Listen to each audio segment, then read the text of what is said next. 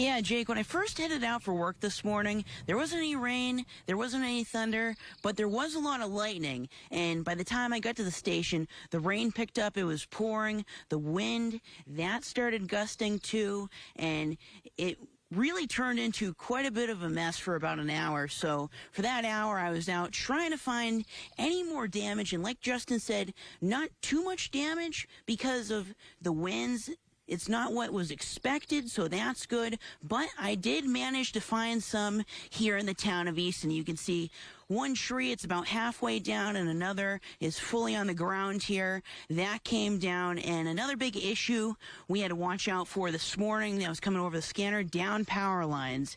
And WPS was right on those. If you have any, call WPS. Don't go near them because that can be really dangerous, live wires. And coming up in the next half hour, you'll actually see a fire I went to earlier this morning. Yeah, Jake, I was able to find a bit of damage. I'm live here on Horseshoe Spring Road in North Wausau, and I'm not sure how much you can actually see right now because it is kind of dark, but earlier I did have my light, and I was actually using the car lights to light up some of the debris just because it was that dark. So we're going to cut to some video now that I shot of the damage here and in the surrounding areas. You can see across Horseshoe Spring Road as well as the intersection of North 6th Street and Brown Street. There are some fallen leaves, branches, and broken limbs. While the winds weren't nearly as strong as last night, they were still blowing a few leaves off trees when I was there and moving their branches around. Not every area I saw was a complete mess, and the debris seemed to be more around residential areas with heavy tree cover. I also ran into some WPS crews in North Wausau and got to talk with them quickly. Basically what they told me is they would not go on camera because they were very busy and had to get to more calls for power lines in the area. What they could tell me was they had been out since 8:30 last night and were trying to help as many people as they could. The Village of Unity seems to have gotten the worst of the storm. Central Fire Chief Joe Mueller tells me there was a possible tornado that touched down, multiple downed power lines, multiple homes with trees on them, and even a few homes and a cold storage building losing their roofs. Okay, thank you for all of that information, Jimmy. And I also believe that you have a plan to interview someone from Marathon County Emergency Management coming up at some point later this morning. Is that correct? Yeah, that is correct, Jake. I'll be talking at 6 a.m., hopefully, with Sarah Severson in Marathon Park about just how extensive this damage was here in Marathon County and what they're doing to help those who need it most. All righty. Thank you very much, Jimmy. We will check back in with you in a bit. And that's why we have News 9's Jimmy Sadowski out in Wausau with Marathon County Emergency Management Services, Sarah Severson. Jimmy, good morning. I think we are all very interested to see what Sarah has to say. Yeah, I definitely am. So, Sarah, just how extensive it was the damage in Marathon County? Sure. So we are certainly kind of getting some of those first looks this morning now that the sun is up. We have had widespread reports of trees down as well as numerous power lines down as well. What areas in the county were most affected? There was quite a bit of damage over on the western side of the county. Right now we do still have a road closure in place at County Road N and Chestnut Hill Lane. Over in the Colby area, there were numerous power lines down, and there is a detour in place right now while crews work to get those roadways cleared. Any other problems people are faced with? Like I said, we're still getting a glimpse at kind of all of the damage this morning now that the sun is up and it's light out, and we can really get a picture of what took place last night with the severe weather. How's the county best trying to provide aid to those who need it? Sure. So we are working very closely with our municipal partners, whether that be law enforcement, our local fire departments, EMS agencies, to really ensure that folks who have needs during these times are being addressed. Our 911 center continues to be open and ready to take calls from those who need help. And I can say last night was a fantastic example of our local agencies working together. Our 911 center was inundated with calls, and I think Most of those departments across the county were out responding to needs from our citizens. If you do have specific needs related to whether you're continuing to face a power outage or other things, I recommend you call United Way 211. I know our local utility companies are working as quickly as possible to restore service. It is going to take some time. There were certainly widespread outages throughout the state. Thanks for keeping us updated, Sarah. We're going to send it back to you, Jake. All right, yeah, thank you very much, Jimmy, and thank you, Sarah. We'll be checking in with Jimmy at least another time or two yet this morning. Yeah, Jake, Congressman Derek Van Orden said the first 2 years after active service for veterans is when there's a spike in veteran suicides. He says that's in part due to them not being able to smoothly transition to education after service. This bill hopes to change that. It would revise the mandate for individualized financial aid shopping sheets due to delays in veterans receiving their education benefits. The new system would ensure state-approving agencies can only disapprove programs when schools do not provide forms to the maximum extent possible. The 2-year wait to use GI benefits for commercial driving licenses would be eliminated to open up more jobs earlier. What's that all boil down to? This is a way for them to go straight into a new mission. And in this case, their mission would be educating for a different career. It's not controversial, it's apolitical, and it focuses directly on helping our veterans. He says it helps being a veteran himself and having seen from the inside what the process is like to go through all different forms of education post-serving. Having been through it, he thinks he knows what's best for the system. We asked Van Orden about his thoughts on the odds of the VET Act passing in the Senate. His response, pretty darn good. Back to you guys. The Wausau Conservatory of Music Rose Sale returns today, just in time for Mother's Day. News 9's Jimmy Sadowski joins us live there with what they'll have to offer. Good morning, Jimmy. I hope you're going to play a song for us there. Yeah, Sadie, I really wish I could, but I am not a great pianist, so I'm not going to do that right now. But here at the Wausau Conservatory of Music, they plan to sell over 300 dozen roses and make about $9,000 this weekend, all for a great cause. News 9's Jimmy Sadowski joins us live from there with what they'll have to offer. Good morning, Jimmy. Yeah, good morning, Jake. Earlier, I told you I couldn't really play piano. I'll give it a shot right now. Can't really carry a tune. Paul McCartney, I am not. But if you want to help some music students here at the Wausau Conservatory of Music, they say they expect to sell over 300 dozen roses this weekend and bring in about $9,000, all for a great cause. Good morning, Jake. This grant is worth $90,000 and for members of the Southeast Asian community. Well, it should help people of all ages. A major focus will be helping elders. When I talked with Yiling Zhang from the Hmong American Center, he said the pandemic helped shine a light on the disparities in mental health for the older people in the Hmong community. With the new grant, he says it would be divided about half and half. That would pay for a direct client services specialist, as well as new programming to help elders with their mental health. That type of programming also helps older people in the community speak up for themselves. We have programs like this. The elders comes and enjoys themselves. They come to get to interact with others, but then they also come up to our clients, our staff, and tell our staff that, oh, I don't have enough food to eat for this week. The new programming and staff member would then help educate older people about not just mental health, but about taking care of themselves in their old age as well. He tells me this all helps tackle issues before they become bigger problems.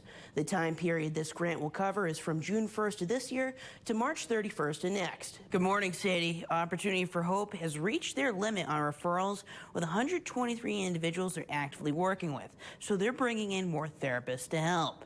An Opportunity for Hope, they offer a wide range of care and therapy covering all different areas. Therapists there are specialized in working with youth, adults, people struggling with grief, struggling with an eating disorder, and more. They even have therapists in local school systems, so kids don't even have to leave school. Nothing set in stone, but a plan for the future that's in the early stages is having someone from ODC working alongside Rapids PD and the Wood County Sheriff's Department. Typically, the police department would tell you they have their hands are tied. They have very limited opportunities. They can either just give someone a referral, they can do nothing, or they can arrest or detain someone. Not really the three best options for an individual that needs support. This person would be able to stay and help the family, help the individual. For people who may need it or know someone that would, they have Narcan and fentanyl test strips available. They also have a food pantry along with resource kits and clothing, all free. The staff at ODC say they're very excited to partner and work with different entities around Wood County, like the Homeless Coalition and local law enforcement. They're always looking to work with other groups in the community as well to better serve it. Back to you guys. Yeah, good morning, Sadie. I'm live here at the Schofield Dam, and while things might seem all fine and dandy right now, they can take a turn in an instant, and when that happens, the WPS says get out of there. While it's all good and fun to cast out your rod and reel in a fish, Wisconsin weather is unpredictable, and that's a hazard you'll have to watch out for when you go fishing, especially around dams. Another helpful tip is to stay away from buoy lines and take note of warning signs. Vigilance is key in these situations. Have an escape route planned. If you sense that conditions are changing and that things are no longer safe where you're at, have that escape route planned, and you can leave the area if you start to sense that conditions are becoming more hazardous. If you're near a dam fishing, some do have fishing platforms as well, so keep an eye out for those to have some safe fun. Also, make sure to have a cell phone with you if you need to call for help. Again, the WPS says one of the easiest, safest things you can do is to stay out of restricted or fenced-off areas. Back to you guys. Good morning, Sadie. Nolan Travis was the first student from our area to go to the Jimmy's, and he's multifaceted. He can sing, dance, act, you name it. And he's not even in his senior year of high school yet.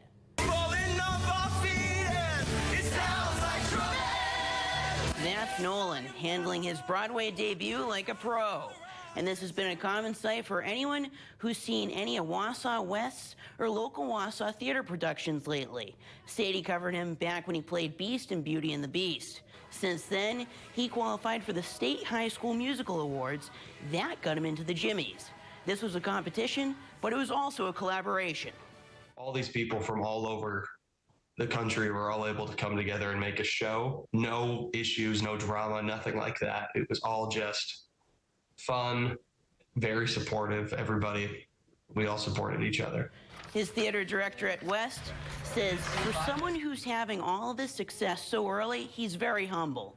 Nolan's also willing to take criticism and make adjustments. He's not perfect, no one is. When he graduates high school, Nolan told me he plans on making a career out of musical theater. Until then, you can see him at Wausau West's fall production. Back to you guys. Good morning, Sadie. Glass and Grain House is a type of business that's not really common anywhere. It's a bar and a bakery. And while that may seem like an unconventional pairing, some say beer is liquid bread. So the two definitely pair well together. Glass and Grain House is definitely unique to say the least. It's run by Eric and Leah Holter, a husband and wife team. Eric handles the beverages and Leah handles the baked goods. For beer, they try to stand out by having brews hard to find or not typically available in Wisconsin, like Dangerous Man out of Minnesota. The baked goods are all made in one baking oven, and there's a pretty wide variety of them too, with everything from baked pretzels with cheese to lemon ricotta cookies. How's their soft opening been going? People seem to really be enjoying the atmosphere already, and we're very excited to be adding in some events in the very soon future. We're working on trivia nights, bingo nights, some other things that way to help give a fun thing to do here on the east side. Leah told me they were going for a 70s type decor with the vibrant oranges in their furniture, fireplace, and designs on their walls to give a cozy atmosphere. It's made to feel like you're in somebody's den. They also have different board games for people all spread out. Glass and Grain's official grand opening will be this Friday and Saturday. Eric and Leah say they'll have all sorts of deals and specials for it too. Back to you guys.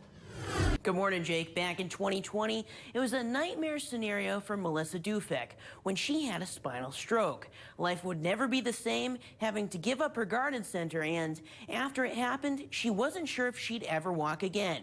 Thanks to a never back down attitude and what she calls robo-legs, it looks like she will. Melissa Dufek was completely blindsided by the spinal cord stroke she suffered in July of 2020. She was paralyzed from the waist down, but early on, though, there were little bits of hope where there were signs of movement in her lower extremities. Fast forward to now, she's turning a corner, and it's all been about mindset. We were working so hard on the little bit of movement that I was getting, and even though my legs might not be moving, I have to think that they're moving. So that's huge.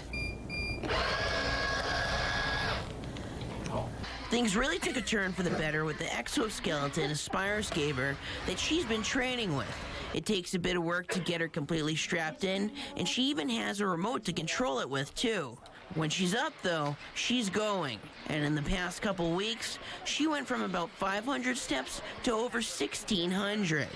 I was very pumped with my step count, how fast it's progressing. She's also got her therapy dog, Archie, who can help pull her and pick things up off the ground. He's my best buddy. He goes everywhere with me. I'd be lost without him. She told me it's the best shape she's been in since the stroke, and she's not done. I want to do the jump around at Lambeau. I want to seat courtside at a Bucks game, because apparently you can't do that if you're in a wheelchair. And I just want to travel. Melissa's supposed to graduate from her program in August, and when that happens, we'll check in with her again. Back to you guys.